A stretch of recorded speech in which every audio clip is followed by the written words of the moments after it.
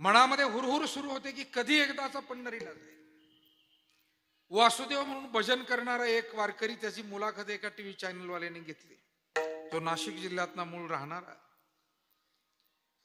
त्याला त्या टेलिव्हिजनच्या मीडियाच्या प्रतिनिधीनं त्या मुलानं विचारलं की बाबा, तुम्ही एवढं वय झालं तरी पंढरीला कसं येता? त्यांनी सांगितलं, पांडुरंग मला बोलावून घेतो आणि पंढरपूरला निघायचे शेवटचा आठवडा राहिला की काही सुचत नाही म्हणे, कुठं लक्ष लागत नाही घरात, असं वाटतं कधी एकदाच आपण निघू.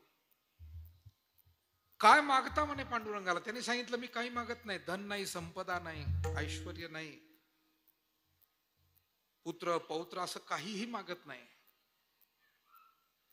मग कशासाठी पंढरपूरला येतात? त्यांना एवढंच सांगतो की पुढचा जन्म मला महाराष्ट्रात दे आणि वासुदेव म्हणून तुझ्या वारीमध्ये नाचण्याचं भाग्य मला दे.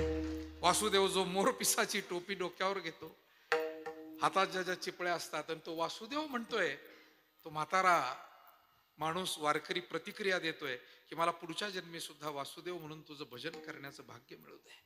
संत हेच म्हणाले, हेची घडो मज